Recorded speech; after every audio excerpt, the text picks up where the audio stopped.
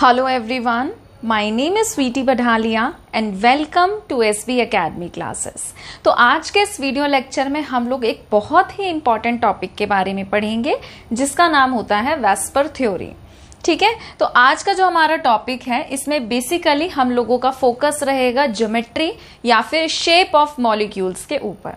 ठीक है, जब भी हम बात करते हैं शेप या ज्योमेट्री की तो इसका मतलब क्या है? इसका मतलब ये होता है कि कोई भी मॉलिक्यूल स्पेस में 3D में किस तरीके से ओरिएंटेड है। जब हम ब्लैक बोर्ड पे डायग्राम बनाते हैं तो हम लोग 2D बनाते हैं, 2 डायमेंशनल स्ट्रक्चर्स बनाते हैं, बट एक्चुअल में जो मॉलिक्यूल होते हैं उनका स्ट्रक्चर 3 डायमेंशनल होता है। तो स्पेस में उनके किस तरीके से ज्योमेट्री है इस बारे में हम लोग इस टॉपिक में पढ़ेंगे। जैसे कि फॉर एग्जांपल कि अगर कोई एटम है, ठीक है, और उसने 2 बॉन्ड बना रखे हैं तो 2 बॉन्ड वो कैसे बनाएगा? इस तरीके से, लीनियर ज्योमेट्री। अगर 3 है, ठीक है, फॉर सपोज 3 एटम बॉन्ड बना रहा है, मतलब 3 एटम बॉन्ड बना रहे हैं तो उसकी ज्योमेट्री कैसी रहेगी? इस तरीके से। तो 3D के अंदर किस तरीके से बॉन्ड बनते हैं मॉलिक्यूल में वो हम इस टॉपिक के अंदर पढ़ेंगे। ठीक है, तो स्टार्ट करते हैं। अब देखिए क्या लिखा है यहाँ पर, the definite relative arrangement. Relative का मतलब क्या होता है? कंपैरिजन, एक दूसरे से कंपेयर करेंगे कि किस तरीके से वो अरेंज्ड हैं of the bonded atoms in a molecule is known as geometry और शेप ऑफ द मॉलिक्यूल। ठीक है, तो अब हम किसी भी मॉलिक्यूल की शेप या ज्योमेट्री किसकी मदद से पढ़ते हैं तो उसका नाम है वेस्पर थ्योरी। इसकी फुल फॉर्म क्या होती है? Valence shell electron pair repulsion theory. बहुत सिंपल सी थ्योरी है, ज़्यादा इसमें तामझाम है नहीं। फोकस सिर्फ इस चीज़ पर रहेगा कि इलेक्ट्रॉन और इलेक्ट्रॉन, जो इलेक्ट्रॉन के पेयर्स होते हैं, एक इलेक्ट्रॉन का पेयर दूसरे इलेक्ट्रॉन के पेयर को रिपेल करता है। तो हमारी प्रायोरिटी ये रहती है कि जब भी हम उनका शेप या ज्योमेट्री बनाते हैं तो उनको जितना दूर हो सके एक दूसरे से दूर रखते हैं, मैक्सिमम एंगल पे रखते हैं और मॉलिक्यूल जो है वो स्टेबल रहता है। आपको पता है इलेक्ट्रॉन पे नेगेटिव चार्ज होता है, तो अगर आप इलेक्ट्रॉन को पास रखोगे तो नेगेटिव चार्ज एक दूसरे को रिपेल करेगा, रिपल्शन बढ़ेगा, मॉलिक्यूल में अनस्टेबिलिटी आएगी। तो अगर आप चाहते हैं कि मॉलिक्यूल स्टेबल रहे तो इलेक्ट्रॉन पेयर को जितना दूर आप पटक सकते हो पटक दो मैक्सिमम एंगल पे। इस बात का ध्यान रखना। 1-2 बातों का और ध्यान रखना जो हम लास्ट के पॉइंट में डिस्कस करेंगे कि किन के बीच में रिपल्शन ज्यादा रहता है, कहाँ कम रहता है। बस इन 1-2 बातों का ध्यान रखो और आपको समझ में आ जाएगा कि कैसे हम शेप या ज्योमेट्री बनाते हैं। ठीक है, तो स्टार्ट करते हैं। सबसे पहला पॉइंट क्या है? किसी भी मॉलिक्यूल की जो शेप होती है वो इस पे डिपेंड करती है कि उसके नंबर, वैलेंस शेल में कितने नंबर ऑफ इलेक्ट्रॉन पेयर्स हैं, ठीक है, अराउंड द सेंट्रल एटम। इस बात का ध्यान रखना, वैलेंस शेल के इलेक्ट्रॉन पेयर देखेंगे, उससे मतलब नहीं है हमें कि कितने बॉन्ड पेयर हैं या कितने लोन पेयर है। सारे के सारे बॉन्ड पेयर भी और लोन पेयर भी, ठीक, जो बॉन्ड बना रहे हैं उनको भी देखेंगे, जो बॉन्ड नहीं बना रहे उनको भी देखेंगे। तो इन्होंने पहली पोस्टुलेट में क्या कहा कि the shape of a molecule depends upon the number of valence shell electron pairs around the central atom. कोई सेंटर में जो एटम है उसके शेल में कितने वैलेंस इलेक्ट्रॉन हैं वो डिसाइड करेगा कि भाई वो क्या शेप या ज्योमेट्री बनाएगा। ठीक है, दूसरा पॉइंट क्या है पोस्टुलेट का? Electron pairs in the valence shell tend to repel one another because their electron clouds are negatively charged। कह रहे हैं कि जो सेंट्रल एटम हो गया या जो सराउंडिंग एटम है जिनके पास भी इलेक्ट्रॉन पेयर होते हैं वो एक दूसरे को रिपेल करते हैं क्योंकि इलेक्ट्रॉन पर सेम चार्ज होता है। तो सबको पता है नेगेटिव एक दूसरे को रिपेल करेगा। थर्ड पोस्टुलेट क्या कह रहा है? The electron pairs try to stay as far as possible to minimize repulsion and acquire maximum stability। वही बात कि भाई जो भी इलेक्ट्रॉन पेयर हैं वो कोशिश करते हैं कि एक दूसरे से जितना दूर हो सके उतना दूर रहें और मैक्सिमम स्टेबिलिटी मॉलिक्यूल के अंदर लेकर आए। नेक्स्ट पॉइंट क्या है? The valence shell is taken as sphere with the electron pairs localizing on the spherical surface। कह रहे वैलेंस शेल को हम एक स्फीयर की तरह, एक बॉल की तरह कंसीडर करते हैं और हम ये इमेजिन करके चलते हैं कि जो इलेक्ट्रॉन पेयर है वो उसके स्फेरिकल सरफेस पर है। अभी समझ में आ जाएगा आपको। At maximum distances from one another. Fifth point में क्या कहा इन्होंने, the electron pairs in the multiple bonds are treated as a single unit like a single electron pair. चाहे डबल बॉन्ड है, चाहे आपका ट्रिपल बॉन्ड है, उसको हम सुपर वैलेंट इलेक्ट्रॉन की तरह लेके चलते हैं। कोई दिक्कत वाली बात नहीं, आपको दिक्कत नहीं आएगी इसमें, ये मैं बता दूंगी जब आएगा। फिर है रिपल्शन ऑर्डर। जहां पे लोन पेयर होता है उनमें सबसे मैक्सिमम रिपल्शन होता है, लोन पेयर बॉन्ड पेयर में उससे कम रिपल्शन होता है, और बॉन्ड पेयर में सबसे लीस्ट रिपल्शन होता है। एंगल की बात करें तो 90 डिग्री पे सबसे स्ट्रॉन्ग रिपल्शन रहता है, 120 डिग्री पे 120 डिग्री पे थोड़ा सा कम रिपल्शन रहेगा, और 180 डिग्री पे सबसे वीकेस्ट रिपल्शन रहता है। इसका मतलब अगर 180 डिग्री पे सबसे कम रिपल्शन होता है तो यहां पर सबसे ज्यादा स्टेबिलिटी पाई जाती है। ठीक है, तो वीडियो को पॉज करके इसको नोट कर लो। जब हम क्वेश्चन करेंगे ना तो आपको बेटर तरीके से इसकी पोस्टुलेट समझ में आएगी, थ्योरी पढ़ के इतना अच्छे से नहीं समझ में आता। चलिए डिस्कस करते हैं। तो सबसे पहले हम उन मॉलिक्यूल्स के बारे में डिस्कस करेंगे जिनमें सिर्फ और सिर्फ बॉन्ड पेयर्स होते हैं, मतलब कि बॉन्ड एग्जिस्ट करेंगे और कोई भी लोन पेयर एग्जिस्ट नहीं करेगा। बाद में हम फिर क्या करेंगे, ऐसे मॉलिक्यूल को स्टडी करेंगे जो बॉन्ड भी बनाएंगे और जिनके अंदर लोन पेयर भी होगा। ठीक है, बट अभी हमारा पहला फोकस किन मॉलिक्यूल्स पे है जिनमें कोई लोन पेयर नहीं होता, सिर्फ और सिर्फ बॉन्ड पेयर होता है, मतलब बॉन्ड बनाएंगे कोई लोन पेयर नहीं। तो एग्जाम्पल मैंने यहां पर लिया है BeF2 का। आप अब इसको BeCl2 में, ZnCl2 में, ठीक है, HgCl2 में, इन सब में कहने का मतलब कोई भी ऐसा मॉलिक्यूल ले सकते हो, ठीक है, जिसमें लोन पेयर ना हो और जो दो बॉन्ड पेयर बनाता हो, तो उन सब में आप इस तरीके का कॉन्सेप्ट लगा सकते हो। अगर सेंट्रल एटम के पास लोन पेयर होगा तो फिर अलग चीज हो जाएगी, ठीक है, वो वहां पे इंप्लीमेंट नहीं होगा। जैसे धीरे धीरे आप करोगे आपको पिक्चर क्लियर होती चली जाएगी। चलो सबसे पहले पकड़ते हैं BeF2 को। अब मुझे ये पता है कि एक बेरिलियम है और एक मेरे पास फ्लोरीन एलिमेंट है, एलिमेंट की बात करूं, ठीक है, तो बेरिलियम का एक एटम है और फ्लोरीन एलिमेंट के दो एटम हैं। तो सिंपल सी बात है, आपको पता चल गया कि अगर ये एक एटम है तो ये सेंटर में रहेगा, सेंट्रल एटम रहेगा। बेरिलियम का एटॉमिक नंबर क्या होता है बताओ जल्दी से, hydrogen, helium, lithium, beryllium, atomic number क्या होता है बेरिलियम का 4।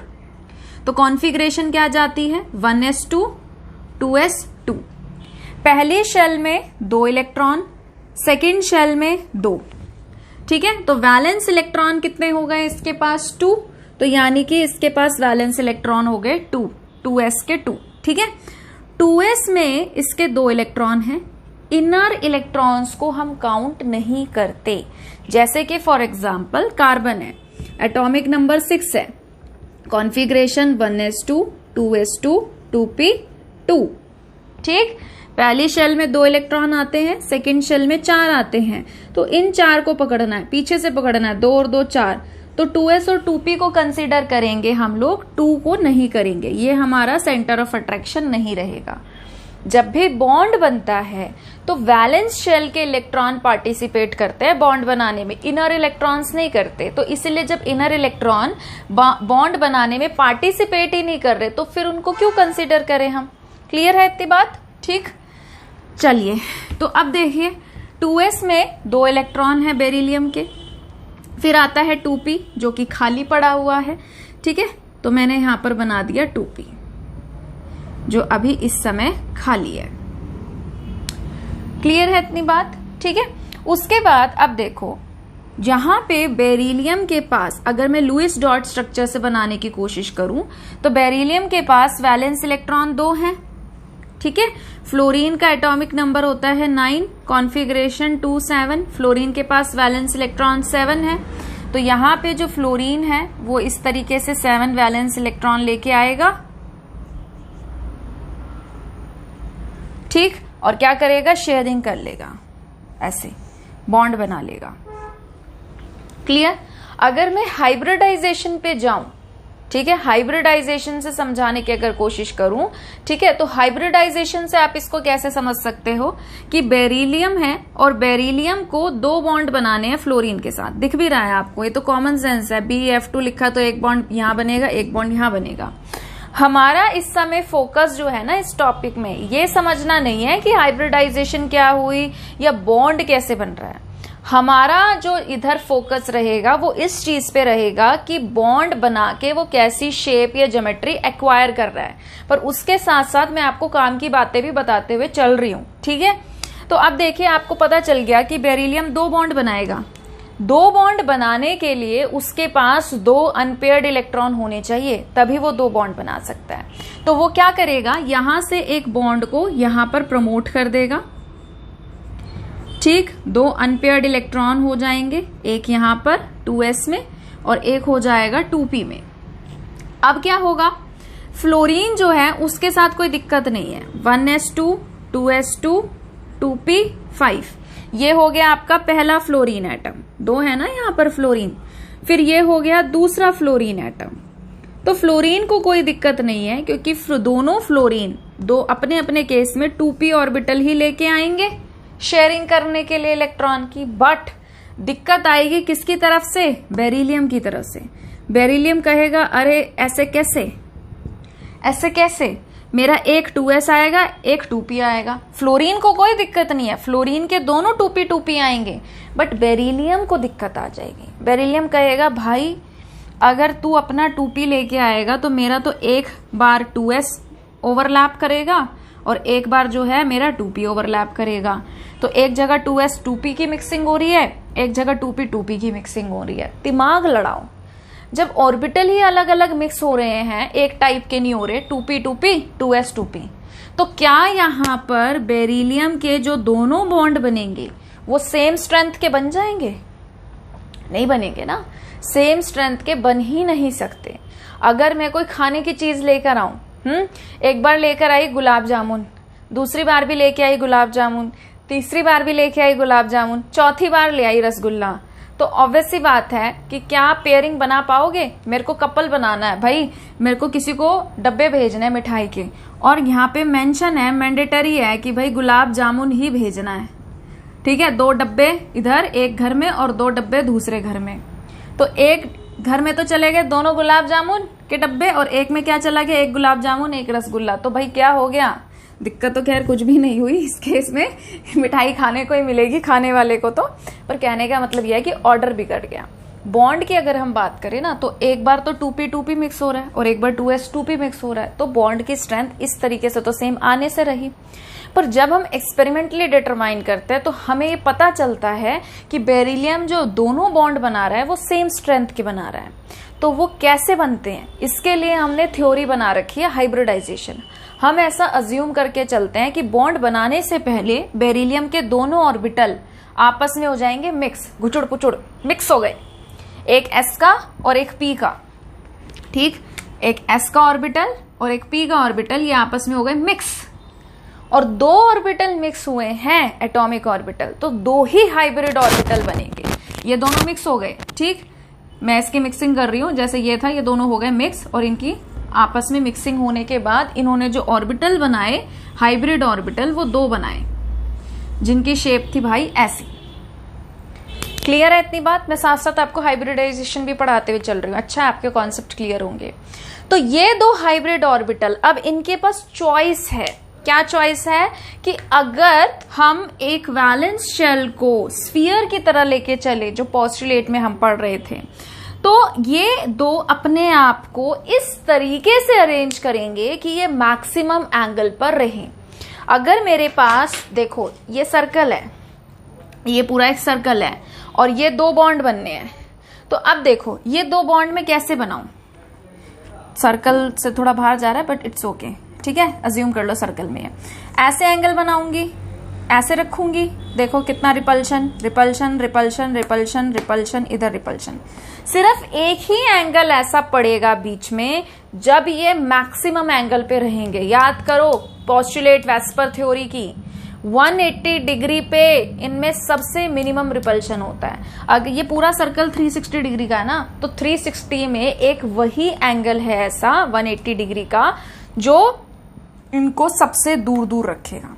ऐसे रखोगे तो पास पास आ जाएंगे, ऐसे रखोगे तो पास पास आ जाएंगे। ठीक है, तो यहाँ पे जो ऑर्बिटल है, ये दोनों ऑर्बिटल अपने आप को किस तरीके से अरेंज करेंगे, देखो ये हो गया एक हाइब्रिड ऑर्बिटल और ये हो गया दूसरा हाइब्रिड ऑर्बिटल। क्लियर है? ठीक है, तो उन्होंने ये कहा था कि भाई वैलेंस शेल को एक स्फीयर की तरह मान के चलो और इलेक्ट्रॉन पेयर जो है उसके वो सरफेस पे रहेंगे। बस इतनी सी बात थी। क्लियर है? अब देखो, अब इसमें कोई दिक्कत नहीं। क्यों दिक्कत नहीं? क्योंकि अब फ्लोरीन अपना 2p लेके आएगा, बेरिलियम कहेगा चौड़े होके, अरे भाई मेरे पास भी जो दोनों हाइब्रिड ऑर्बिटल हैं अब वो भी सेम शेप के हैं, सेम एनर्जी के, अब मुझको भी कोई दिक्कत नहीं है। पहले दिक्कत थी, एक 2s जा रहा था मेरा, एक 2p जा रहा था। अब तू ले ले मेरे दोनों हाइब्रिड ऑर्बिटल बॉन्ड बनाने के लिए, मुझे कोई चिंता नहीं, क्योंकि सिमिलैरिटी आ गई। अब जो भी दोनों बॉन्ड बनेंगे वो सेम स्ट्रेंथ के बनेंगे। ठीक है, तो बेरिलियम के पास कितने अनपेयर्ड इलेक्ट्रॉन थे? 2, एक इलेक्ट्रॉन यहां, एक इलेक्ट्रॉन यहां। क्लियर है इतनी बात? ठीक है, अब आएगा फ्लोरीन अपना 2p लेके, और फ्लोरीन आके 2p लेके इस तरीके से कर लेगा शेयरिंग। ये फ्लोरीन अपना एक इलेक्ट्रॉन ले आया। फ्लोरीन के पास भी है ना, ये देखो मैंने बनाए थे, जैसे 2p है तो 2p के अंदर 6 आ सकते हैं, 1 2 3 4 5। तो ये वाला ये अनपेयर्ड इलेक्ट्रॉन जो है ये लेके आ रहा है, एक फ्लोरीन का एटम ये और दूसरा फ्लोरीन का एटम ये, और बीच वाला हमारा बेरिलियम। ठीक, तो अगर आप इधर से एक लाइन खींचो और एंगल देखो भाई, तो एंगल आपको कौन सा दिखाई दे रहा है? एंगल आपको दिखाई दे रहा है 180 डिग्री। तो जब एंगल 180 डिग्री का बनता है, आप इस कंसेप्ट को ना ऐसे भी समझ सकते थे, पर ये बच्चों वाला लेवल है। अब तुम 11th में आ गए हो, गहराई को समझो।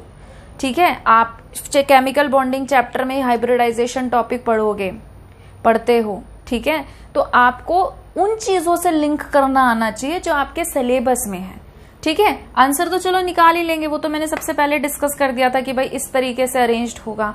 दो कॉमन सेंस लगाओ, 2 बॉन्ड बनने हैं तो 2 बॉन्ड मैक्सिमम एंगल 180 डिग्री पे ही रहेंगे। वो तो 1 मिनट की बात है बोलना और समझना, बट आपको पता होना चाहिए एक्चुअल पिक्चर की पीछे क्या खिचड़ी पक रही है इसके। क्लियर है? ठीक है, तो 180 डिग्री पे जो इसकी ज्योमेट्री रहेगी वो क्या रहेगी? वो रहेगी लीनियर।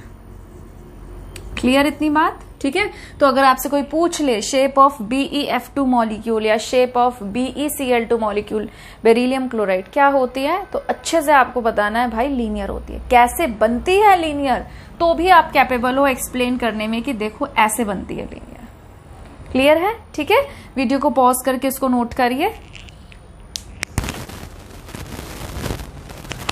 ठीक है, चलिए आगे बढ़ते हैं। अच्छा, एक चीज मैंने जो अभी रियलाइज करी वीडियो बनाते हुए भी, 2 रीजन है जिसकी वजह से हम लोग इसको सिंपल तरीके से समझेंगे। मैं हाइब्रिडाइजेशन को बीच में इंक्लूड नहीं करूंगी।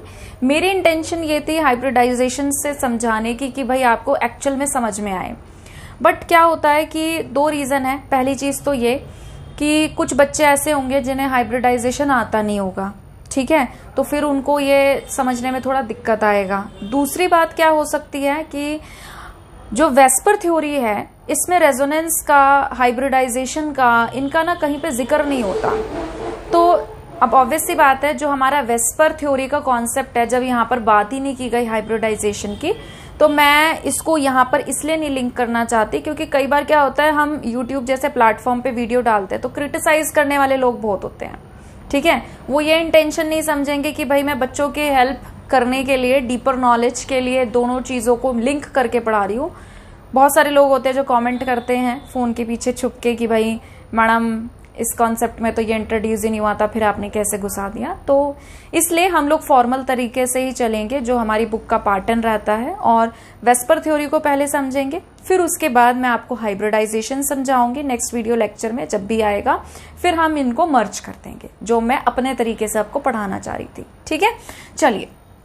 तो एक तरीका ये भी है कि भाई मुझे ये भी फील हुआ गया कि भाई अगर किसी बच्चे को हाइब्रिडाइजेशन आता ही नहीं होगा तो वो खाम का उसको वेस्पर थ्योरी भी बड़ी समझने में मुश्किल होगी, तो इसलिए इजी तरीके से। ठीक है, चलिए अगर हम बात करें BF3 मॉलिक्यूल की, तो सेंट्रल एटम जो है वो होता है बोरोन। एटॉमिक नंबर बोरोन का क्या होता है 5, ठीक है। तो पहली शेल में 2 इलेक्ट्रॉन, सेकेंड शेल में 3 इलेक्ट्रॉन। 3 इलेक्ट्रॉन अगर मैं बोरोन के रखूं तो बोरोन के मैंने 3 इलेक्ट्रॉन रख दिए, 1 2 3। अब आते हैं फ्लोरीन पे। फ्लोरीन का एटॉमिक नंबर होता है 9, कॉन्फ़िगरेशन 2 7, ठीक है। वैलेंस शेल में इलेक्ट्रॉन कितने हैं इसके, फ्लोरीन के 7। अब ध्यान से देखो, अगर मैं 3 फ्लोरीन है ना, 3 फ्लोरीन को बनाऊं और तीनों फ्लोरीन में मैं ऐसे लगा दूं वैलेंस इलेक्ट्रॉन, ठीक है, और मैं कहूं कि भाई देखो इन्होंने शेयरिंग कर ली और इन्होंने बॉन्ड बना लिया, तो क्या इसकी ये एक सही वो मानी जाएगी, शेप मानी जाएगी या ज्योमेट्री मानी जाएगी? आंसर है नहीं।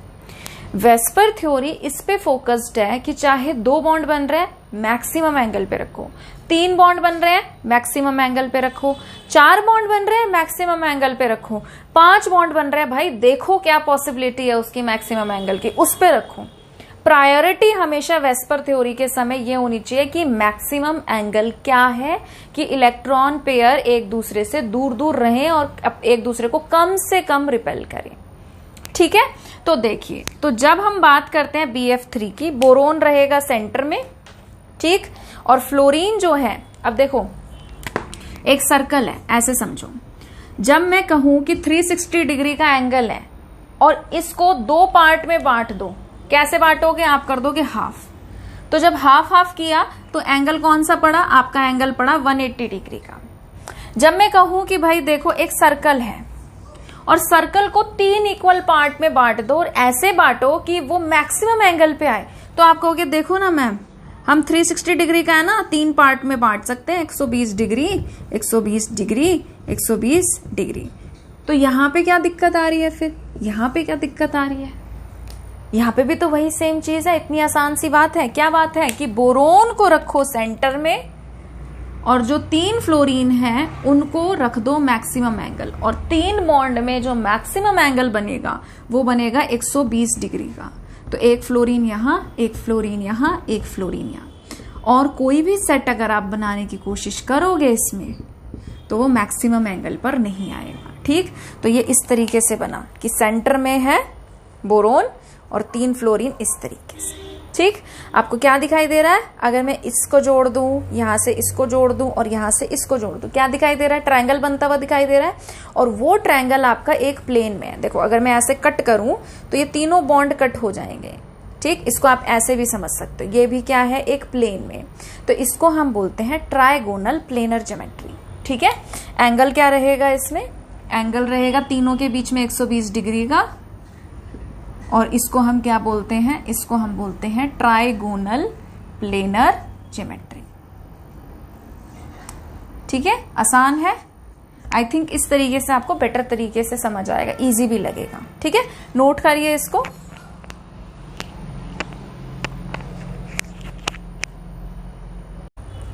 ठीक है, चलिए नेक्स्ट मॉलिक्यूल डिस्कस करते हैं। नेक्स्ट मॉलिक्यूल बहुत ही फेमस मॉलिक्यूल होता है CH4, जिसे हम मीथेन कहते हैं, ठीक है। तो इसमें क्या होता है, अगर हम बात करें सेंट्रल एटम की, तो सेंट्रल एटम होता है कार्बन, एटॉमिक नंबर होता है 6, कॉन्फ़िगरेशन इसकी रहेगी पहली शेल में 2 इलेक्ट्रॉन, सेकंड शेल में इसके 4 इलेक्ट्रॉन। तो कार्बन के पास 4 वैलेंस इलेक्ट्रॉन होते हैं। हाइड्रोजन आप सभी को पता है एटॉमिक नंबर 1 होता है, एक ही इलेक्ट्रॉन होता है इसके पास, थोड़ा सा नीचे बना देते हैं, ठीक। तो 4 हाइड्रोजन आएंगे अपने एक एक इलेक्ट्रॉन लेके कार्बन के पास शेयरिंग करने, और इस तरीके से ये शेयरिंग कर लेते हैं, ठीक है। अब आती है हकीकत की बात कि भाई अगर हम असली में बात करें तो कार्बन जब हाइड्रोजन के साथ ये 4 बॉन्ड बनाता है तो ये 4 बॉन्ड अपने आप को किस तरीके से ओरिएंटेड करते हैं 3 डायमेंशनल स्पेस में। तो मैंने आपको जब वेस्पर थ्योरी की पोस्टुलेट पढ़ाई थी तो मैंने क्या कहा था कि जो वैलेंस शेल है उसको एक कैसा कंसिडर करना है, स्फीयर की तरह। स्फीयर, बॉल, याद करो, बॉल, गेंद, अंदर भी उसके जगह होती है, ठीक है। और प्रायोरिटी क्या रहती है वेस्पर थ्योरी में कि भाई बॉन्ड को मैक्सिमम एंगल पे रखो। अब ध्यान से सुनो, ध्यान से सुनो, अगर मैं इसको ऐसे बनाने लग गई, कि ये मेरा CH4 है और ऐसे 4 बॉन्ड बनेंगे 90 डिग्री ईच। तो याद करो पोस्टुलेट में हमने ये भी पढ़ा था कि 90 डिग्री पे मैक्सिमम रिपल्शन होता है। मैक्सिमम रिपल्शन का मतलब क्या है? मॉलिक्यूल मिनिमम स्टेबलाइज रहेगा, स्टेबलाइजेशन बहुत कम रहेगी उसकी, वीक रहेगी। तो क्योंकि ये एक स्फीयर है और आपको पता है गेंद, समझते हो ना, गेंद में पूरी जगह होती है अच्छे से, तो ये जो 4 बॉन्ड हैं ये अपने आप को टेट्राहेड्रली अरेंज्ड करते हैं। टेट्राहेड्रली अरेंज्ड का मतलब क्या होता है? 4 गुब्बारे ले लो, बांध दो, जमीन पे छोड़ दो, 3 जमीन पे गिरेंगे ऐसे और एक रहेगा ऊपर की तरफ, ठीक है? इसको बोलते हैं tetrahedral geometry. This is called tetrahedral geometry. ये किसी भी तरीके से देखो एक जैसी दिखाई देती है, ठीक? टेट्राहेड्रल ज्योमेट्री कहते हैं इसको। तो इसमें क्या होता है? हर बॉन्ड, जैसे ये वाला बॉन्ड है, ये वाला बॉन्ड है, ये वाला बॉन्ड है, ये वाला बॉन्ड है, ये वाला बॉन्ड है, किन्हीं भी 2 को पकड़ लो, ठीक है? हर बॉन्ड के बीच का एंगल रहेगा 109.5 डिग्री और इसको क्या कहेंगे हम? इसको हम कहेंगे टेट्राहेड्रल ज्योमेट्री, ठीक है? समझ गए? तो टेट्राहेड्रल ज्योमेट्री कैसे बनेगी? कार्बन रहेगा बीच में। अब इसको हम कैसे दिखाते हैं? ब्लैक बोर्ड पे हम इसको ऐसे दिखाएंगे कि एक ये वाला जो बॉन्ड है ये इस तरीके से, ठीक? और एंगल जो है सबके बीच में क्या रहेगा? 109.5 डिग्री, ठीक है? और कैसी ज्योमेट्री कहलाएगी? ये कहलाएगी टेट्राहेड्रल ज्योमेट्री। टेट्राहेड्रॉन बनाते हैं। ये सर्कल हटा दें हम जरा यहां से, ठीक है? अगर मैं इनके कॉर्नर्स को जोड़ दूं तो ये एक टेट्राहेड्रॉन बनाते हैं इस तरीके से, ठीक है? पता होना चाहिए टेट्राहेड्रल ज्योमेट्री किसे कहते हैं, कब बनती है, कौन बनाता है, ठीक है? वीडियो को पॉज करके इसको नोट करिए।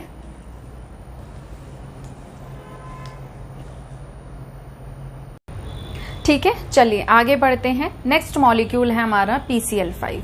तो अगर हम फॉस्फोरस की बात करें, सेंट्रल एटम जिसका एटॉमिक नंबर होता है 15, कॉन्फ़िगरेशन क्या रहेगी? पहली शेल में 2 इलेक्ट्रॉन, सेकंड शेल में 8 इलेक्ट्रॉन, 8 और 2 10 हो गए। थर्ड शेल में कितने आएंगे? 5 इलेक्ट्रॉन। तो फॉस्फोरस के पास कितने हुए? 5 अनपेयर्ड इलेक्ट्रॉन हुए। अगर हम बात करें क्लोरीन की, क्लोरीन का एटॉमिक नंबर होता है 17, 2, 8, 7। तो क्लोरीन के पास वैलेंस इलेक्ट्रॉन कितने हैं? 7 और टोटल कितने क्लोरीन है? 5। तो मैं 5 क्लोरीन को लिख रही हूं विद 7 वैलेंस इलेक्ट्रॉन, ठीक है? तो इस तरीके से ये बॉन्ड बना लेगा। अब होगा क्या?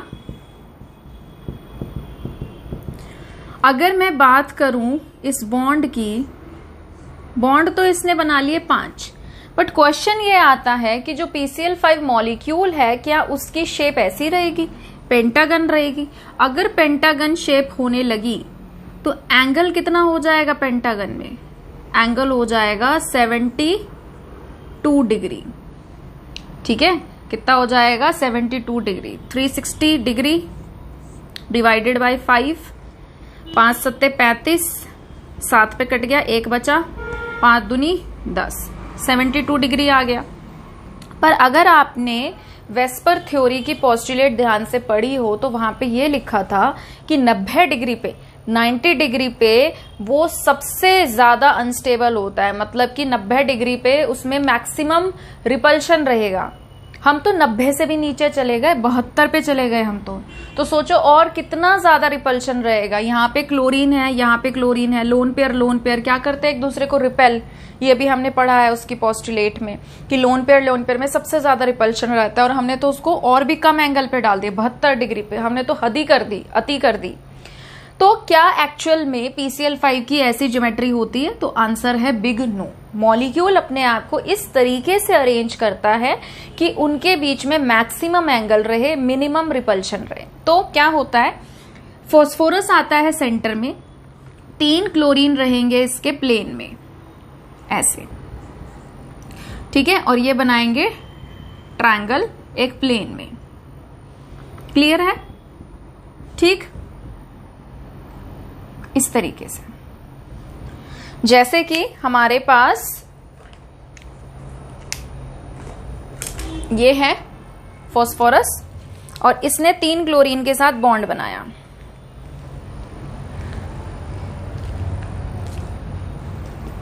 ऐसे ट्रायंगल की तरह, ठीक है, ऐसे ये इस तरीके से इसने क्या किया, बॉन्ड बनाया। ठीक है, अब ये एक ही प्लेन में है। अब क्या होगा कि 3 क्लोरीन है जो प्लेन में आ गए, एक क्लोरीन, दूसरा क्लोरीन, तीसरा क्लोरीन, चौथा क्लोरीन रहेगा ऐसे 90 डिग्री पे, और जो 5वां क्लोरीन है वो भी रहेगा ऐसे। इसको बोलेंगे अबव द प्लेन और इसे कहेंगे बिलो द प्लेन। ठीक है, तो यहां पे क्या होता है,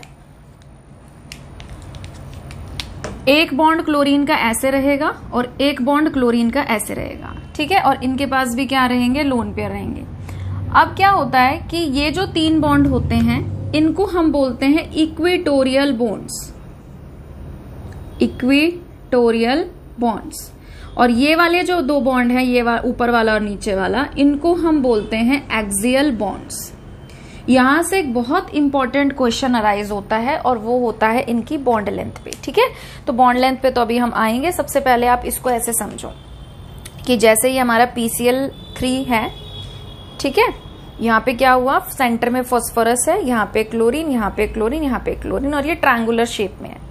तो होगा क्या, ध्यान से देखिए, जब एक क्लोरीन ऐसे बना रहा है बॉन्ड और एक बना रहा है ऐसे, तो ये जो क्लोरीन जब सेंटर में है तो ये क्या है, 90 डिग्री का एंगल बना रहा है। ध्यान से देखो, ये जो ब्लू मार्कर है इसके साथ 90 डिग्री का एंगल बना रहा है ना ऐसे, तो 90 डिग्री का एंगल बना रहा है। ऐसे इस ब्लैक वाले मार्कर के साथ भी 90 डिग्री का एंगल बना रहा है, ऐसे इस वाले के साथ भी 90 डिग्री का एंगल बना रहा है। इन द सेम वे नीचे वाला भी, इसके साथ भी 90 डिग्री का एंगल बना रहा है, इसके साथ भी 90 डिग्री का एंगल बना रहा है, और पीछे वाले के साथ भी 90 डिग्री का एंगल बना रहा है। 90 डिग्री पे क्या होता है, 90 डिग्री पे रिपल्शन बहुत ज्यादा होता है, और हर क्लोरीन के पास लोन पेयर है। लोन पेयर करते भी एक दूसरे को बहुत ज्यादा रिपेल है।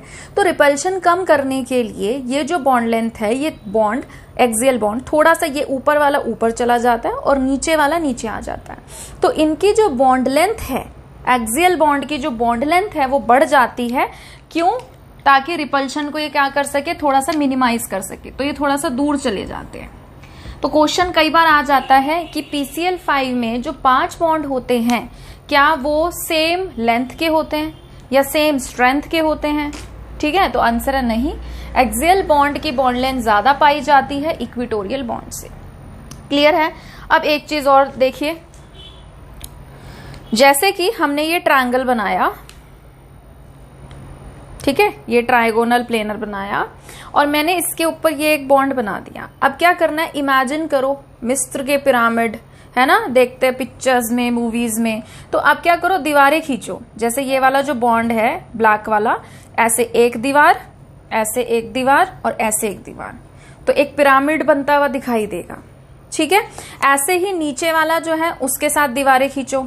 जैसे ये है तो एक दीवार ऐसे, एक दीवार ऐसे और एक दीवार इधर की तरफ, तो नीचे भी आपको एक पिरामिड बनता हुआ नजर आएगा और ऊपर भी आपको एक पिरामिड बनता हुआ नजर आएगा। तो ट्रायंगल के ऊपर 2 पिरामिड बन गए। तो इसीलिए इस ज्योमेट्री को क्या कहा जाता है, इस ज्योमेट्री को कहा जाता है ट्रायगोनल बाय पिरामिडल। ठीक है, एक ये बनाएगा ऊपर पिरामिड और एक ये बनाएगा नीचे पिरामिड। तो इस ज्योमेट्री को कहा जाता है ट्रायगोनल बाय पिरामिडल। 2 पिरामिड बन जाते हैं। एंगल की बात करें तो 2 तरीके के एंगल इसमें एग्जिस्ट करेंगे। जो आपने इक्वेटोरियल बॉन्ड बनाए हैं ऐसे वाले, जैसे फॉस्फोरस है और इधर क्लोरीन, तो इनके बीच में रहेगा 120 डिग्री का एंगल। ठीक है, 120 डिग्री, 120 डिग्री, 120 डिग्री। और जो ये बनाया है, एक्सियल बॉन्ड बनाए हैं जो परपेंडिकुलर है इनके, ये रहेंगे 90 डिग्री। तो एक तो रहेगा आपका 120 डिग्री वाला एंगल और एक रहेगा आपके पास 90 डिग्री वाला एंगल। तो 2 वेराइटी के बॉन्ड आपको यहां पर देखने को मिलते हैं। ठीक है, नोट करिए इसको।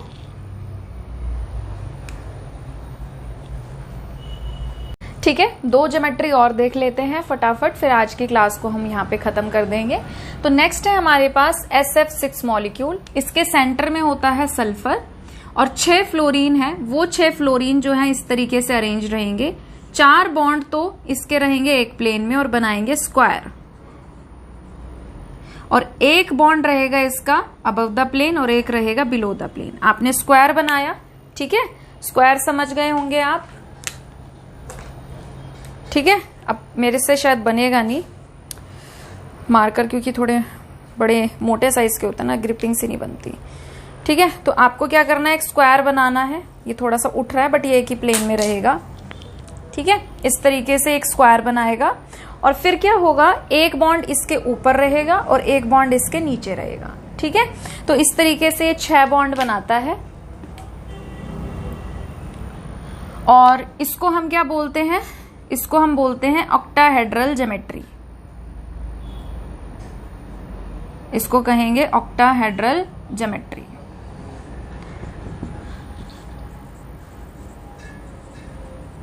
और ऑक्टाहेड्रल ज्योमेट्री में अब हमारे पास कोई चॉइस नहीं होती, क्योंकि देखिए नंबर ऑफ बॉन्ड्स बढ़ गए, बॉन्ड्स बढ़ गए ना। जब कम बॉन्ड होते हैं तो वैरायटी होती है, यहाँ सेट कर दो वहां सेट कर दो।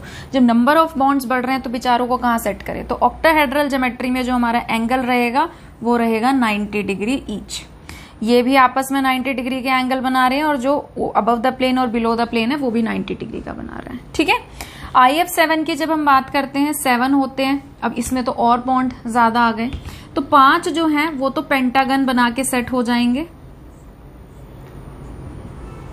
5 आ जाएंगे, पेंटागन बनाएंगे, 72 डिग्री का एंगल इनके बीच में रहेगा, ठीक, 72 डिग्री सबके बीच में। और जो 2 बॉन्ड है वो फिर वही, एक अबव द प्लेन और एक बिलो द प्लेन। जैसे कोई भी एक प्लेन होता है ना, तो एक बॉन्ड उसके ऊपर होगा, एक बॉन्ड उसके नीचे होगा। तो ये जो परपेंडिकुलर रहेंगे अबव द प्लेन और बिलो द प्लेन, ये रहेंगे 90 डिग्री के। बाकी जो ये वाले सारे बीच वाले हैं ये रहेंगे 72 डिग्री के, ठीक है। इसको हम बोलते हैं pentagon, pentagonal bipyramidal. Pentagon के ऊपर एक ये बनाएगा पिरामिड, एक नीचे वाला बनाएगा पिरामिड, ठीक है। तो वीडियो को पॉज करके इसको नोट करिए।